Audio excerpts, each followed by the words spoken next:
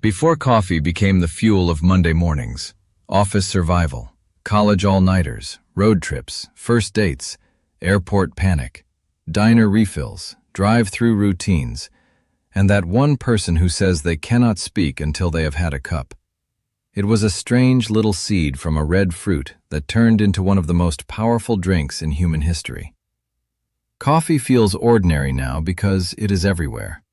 It sits in paper cups, kitchen mugs, gas station pots, glass bottles, energy drinks, fancy pour-over bars, hotel lobbies, break rooms, and drive-through windows where people order drinks so complicated they sound like passwords. But the history of coffee is not ordinary at all. It is the story of religion, empire, slavery, trade, capitalism, technology, addiction, social life, rebellion, branding, and the human desire to feel awake in a world that keeps asking too much from us. The most famous coffee origin story begins in Ethiopia, with a goat herder named Kaldi, who supposedly noticed his goats acting unusually energetic after eating bright red coffee cherries. Like many food legends, the details are hard to prove, but the story survives because it captures something true. Coffee was discovered as a kind of edible energy. Long before people were lining up for iced lattes, coffee grew wild in East Africa, where people found ways to use the fruit, the seed, and the stimulating effect inside it. But coffee as a drink became especially important across the Red Sea in Yemen, where Sufi Muslims used it to stay awake during long nights of prayer and devotion. That detail matters because coffee was not first treated like a casual breakfast drink. It was a tool for focus. It helped people stay alert, gather, chant, think, and continue when the body wanted sleep. From Yemen, coffee spread through the Islamic world, and by the 1500s, coffee houses were appearing in cities like Mecca, Cairo, Damascus, and Istanbul. These places became more than drink shops. They became public rooms for conversation, music, politics, games, news, gossip, and ideas. Coffee houses were sometimes called schools of the wise because people could sit, talk, argue, listen, and learn without needing to belong to a royal court or university. That made coffee dangerous. Any drink that keeps people awake and gives them a place to talk will eventually make powerful people nervous. Over the centuries, rulers and religious authorities sometimes tried to ban coffee or shut down coffee houses, worrying that people were gathering too freely, laughing too loudly, or discussing politics too honestly. But coffee had a pattern it would repeat again and again. People tried to control it, and people kept drinking it anyway. When coffee reached Europe in the 1600s, some people were suspicious of it at first. It was dark, bitter, foreign, and associated with Muslim cultures, which made some Europeans nervous. But the drink was too useful to ignore. It offered stimulation without alcohol, and that was a big deal. In a world where beer, wine, and ale were everyday drinks for many people, coffee created a different kind of public behavior. Instead of slowing people down, it sharpened them. European coffee houses became centers of business, politics, science, publishing, finance, and debate. In England, they were sometimes called penny universities because for the price of a cup, a person could enter a room full of newspapers, arguments, merchants, writers, and wild opinions. The London Stock Exchange and parts of the insurance industry grew out of coffeehouse culture, including Lloyd's of London, which began from a coffeehouse where merchants and ship owners gathered to share information. That is one of the strangest truths about coffee. It did not just wake people up. It helped build modern capitalism. Coffee houses gave people a place to exchange information quickly, and information is money. If you knew which ship arrived, which crop failed, which war was starting, or which market was changing, you had power. Coffee turned caffeine into conversation, and conversation into business. But the global coffee boom had a darker side. European demand for coffee exploded, and plantations spread across colonies in the Caribbean, Latin America, Asia, and Africa. Coffee became tied to slavery, forced labor, land theft, brutal plantation systems, and imperial competition. The same drink that symbolized lively debate in European coffeehouses was often produced through suffering far away from the people sipping it. That contradiction still haunts coffee. A cup can feel warm, personal, and comforting, while its supply chain can reveal inequality, exploitation, and environmental damage. Coffee is intimate at the drinking end and global at the growing end. The person holding the mug may be thinking about emails, but inside that mug is a history of labor, climate, shipping, roasting, pricing, and power. By the 1700s and 1800s, coffee had become a major global commodity. Brazil eventually became one of the largest coffee producers in the world, and coffee shaped landscapes, economies, and migration patterns across Latin America. In the United States, coffee became especially important after the American Revolution, partly because tea was politically complicated after rebellion against Britain. Drinking coffee could feel more patriotic than drinking tea, even though the story was never that simple. During the Civil War, coffee became deeply important to Union soldiers, who drank it for energy, comfort, and routine. Soldiers roasted beans, ground them, boiled coffee in camp, and treated it as one of the few pleasures in a brutal environment. Coffee was not just caffeine, it was morale. It was warmth in a tin cup. It was something familiar when everything else was chaos. That military connection helped strengthen coffee's place in American life. Later, as industrialization changed the country, coffee fit perfectly into the rhythm of work. Factories, offices, trains, diners, and early mornings all needed a drink that said, "Wake up and keep going." America did not just drink coffee. America built a lifestyle around needing it. The rise of packaged coffee made the drink even more accessible. Brands like Folgers and Maxwell House helped turn coffee from something local and freshly roasted into a supermarket staple. Vacuum sealing, cans, advertising, and national distribution changed how people bought and trusted coffee. Instead of buying green beans and roasting them at home, Americans could buy branded roasted coffee that promised consistency. That promise mattered because modern consumers love convenience disguised as reliability. Maxwell House used the famous phrase, "good to the last drop," which became one of the most successful slogans in American food marketing. Coffee was no longer just a drink, it was a brand relationship. Then came instant coffee, one of the most practical and controversial inventions in coffee history.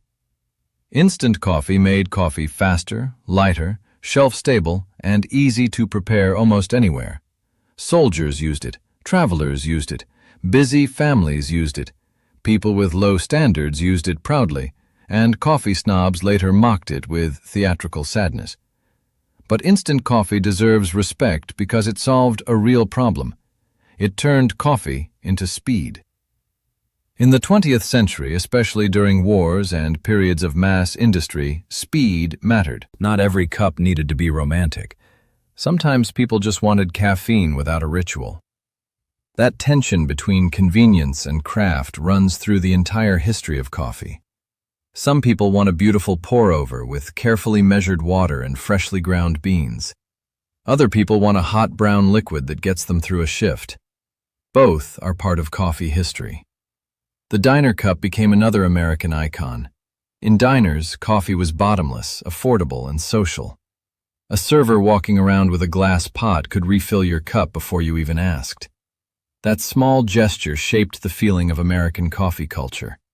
Coffee was not always precious. Sometimes it was abundant, plain, and democratic. It belonged to truck drivers, night workers, students, salesmen, cops, waitresses, old friends, and people sitting alone at counters thinking about life. Diner coffee may not be the best coffee in technical terms, but it carries emotional power. It tastes like refills, fluorescent lights, late nights, pie, rain on windows, and conversations that happen because nobody is in a hurry to leave. The office coffee pod created a different ritual. Office coffee is often not good, but it is socially important. The coffee break became a moment of escape inside the workday, a tiny rebellion disguised as productivity.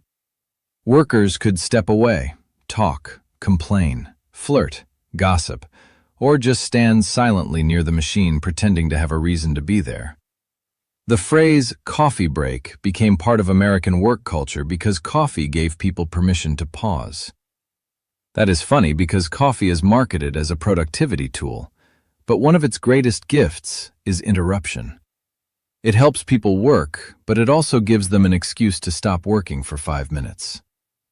Then came the second wave of coffee, when coffee shops and espresso drinks changed the American relationship with the cup. Espresso machines, cappuccinos, lattes, and cafe culture had European roots, but in the United States they became something new. Starbucks, founded in Seattle in 1971, began as a coffee bean retailer before later expanding into the cafe empire most people recognize today. Howard Schultz helped shape the idea of Starbucks as a third place, neither home nor work, where people could sit, meet, read, use laptops, and feel slightly more sophisticated than they did in a drive-thru. Whether you love or hate Starbucks, it changed American coffee culture. It taught millions of people words like latte, espresso, macchiato, venti, and barista. It made coffee customizable, branded, and emotional. It also made coffee more expensive, while convincing people that a daily drink could be a personal identity. A black coffee says one thing about you. A caramel macchiato with extra drizzle says something else. A cold brew says something else. A pumpkin spice latte says an entire season has arrived, and resistance is pointless. The pumpkin spice latte is one of the funniest and most successful examples of modern coffee marketing. Introduced by Starbucks in the early 2000s, it turned a seasonal flavor into a cultural event. It is not just a drink, it is a signal. It tells people fall is here, sweaters are coming, social media is ready, and cinnamon has entered its annual period of influence. Some people mock it, but mocking it only makes it more powerful. That is how pop culture foods work. Once a product becomes both loved and made fun of, it has achieved immortality. Coffee also changed with the rise of iced coffee and cold brew. For much of American history, coffee was imagined as hot. It belonged to mornings, winter, diners, and steam rising from mugs.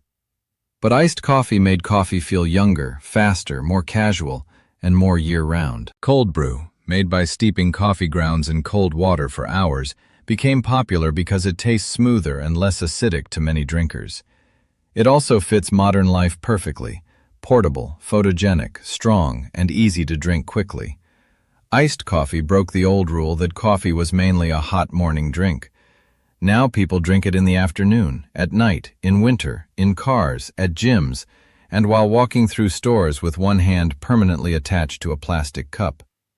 Coffee became less of a beverage and more of an accessory. The third wave of coffee pushed in the opposite direction, toward origin, craft, roasting, brewing methods, and respect for the bean itself. Suddenly, coffee shops were talking about elevation, processing, tasting notes, single-origin beans, pour-over technique, bloom time, grind size, water temperature, and flavor profiles like blueberry, jasmine, chocolate, citrus, or stone fruit. To some people, this felt like coffee finally being treated with the seriousness it deserved. To others, it felt like ordering a cup had become a graduate seminar. But the third wave made an important point. Coffee is agricultural. It comes from specific places, grown by specific people, under specific conditions. Like wine, coffee can express soil, climate, variety, processing, roasting, and skill. A cup is not just caffeine. It can be craft. It can be terroir. It can be the result of hundreds of careful decisions. At the same time, specialty coffee also revealed a tension. Wealthy consumers may pay $5 for a carefully brewed cup, while many coffee farmers still struggle with unstable prices and difficult living conditions. Fair trade, direct trade, and ethical sourcing movements tried to address some of this imbalance, though none of them are perfect magic solutions. Coffee remains one of the clearest examples of how everyday pleasure depends on global inequality. People want cheap coffee. Farmers need fair income. Companies want profit. And climate change is making coffee farming harder in many regions. Arabica coffee, the species used in much specialty coffee, is sensitive to temperature, disease, and growing conditions. As the planet warms, the future of coffee becomes more uncertain. That means the daily cup many people take for granted may become more expensive, more difficult to produce, and more politically charged. Coffee is not separate from climate history. It is part of it. The science of coffee is also fascinating because caffeine is a drug, even if we dress it up in a cute mug. Caffeine blocks adenosine receptors in the brain, which helps reduce the feeling of tiredness. It does not create energy from nowhere. It changes how your body reads fatigue. That is why coffee feels magical and why it can also betray you later. Drink enough coffee and you feel focused, social, alert, maybe even briefly optimistic. Drink too much and your hands start vibrating like you have received bad news from the universe. Coffee culture is built around this bargain. People want alertness without anxiety, pleasure without dependency, ritual without delay, and productivity without collapse. The fact that so many people say they need coffee is funny because it is often true. Coffee is socially acceptable addiction with good branding. But it is also more than caffeine. Decaf exists, which proves that some people genuinely love the flavor, warmth, and ritual, even without the chemical punch. Coffee smells like morning because our lives trained us to believe it does. The smell alone can make a kitchen feel awake. Coffee is one of the few foods whose aroma may be more beloved than its taste. Freshly ground coffee smells rich, deep, nutty, chocolatey, smoky, and comforting. Bad coffee can still smell like hope. That is powerful branding from nature itself. Around the world, coffee rituals show how flexible the drink can be. Turkish coffee is thick, strong, and often connected to hospitality and fortune-telling. Italian espresso is quick, concentrated, and woven into daily rhythm. Vietnamese coffee with condensed milk is sweet, strong, and brilliant. Ethiopian coffee ceremonies are slow, social, and deeply meaningful. Cuban coffee is intense and sweet. Scandinavian countries drink enormous amounts of coffee, often tied to social breaks and pastries. In Mexico, Café de Olla combines coffee with cinnamon and piloncillo. Everywhere coffee travels, it becomes local. America did not invent coffee, but America turned it into a giant mirror of its own habits: speed, work, branding, choice, individual identity, and constant motion. That is why American coffee culture can include gas station coffee, diner coffee, office coffee, Starbucks, cold brew, canned coffee, boutique roasters, drive-through espresso huts, and people arguing online about whether dark roast is a crime. Coffee can be cheap or expensive, simple or pretentious, social or solitary. It can be a morning necessity, a dessert, a personality, a date, a business meeting, or a reason to leave the house. It is one of the most flexible drinks humans have ever created, and maybe that is why coffee has survived so many attempts to define it. It is not just bitter bean water. It is a technology for changing mood. It is a social permission slip. It is a work drug, a comfort ritual, a global commodity, a colonial legacy, a small luxury, and a daily habit so ordinary that people forget how strange it is. We take seeds from a tropical fruit, ferment them, dry them, ship them, roast them until they turn brown and aromatic, grind them into powder, pour hot water over them, and then organize our mornings around the result. That is not normal. That is history in a cup.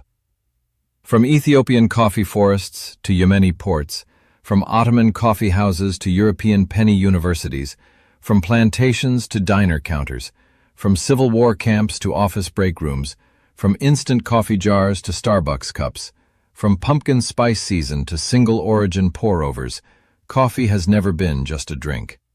It is the story of how humans learned to manufacture alertness, build communities around bitterness, and turn exhaustion into a market. Every cup carries a little contradiction. It wakes us up, but it also reveals how tired we are. It comforts us, but it comes from a complicated world. It feels personal, but it depends on millions of people we will never meet. And every morning, when someone lifts a mug and says they are finally ready to be human, coffee quietly proves that civilization may not run on ideas alone. Sometimes it runs on roasted beans, hot water, and the desperate hope that one more cup will fix everything.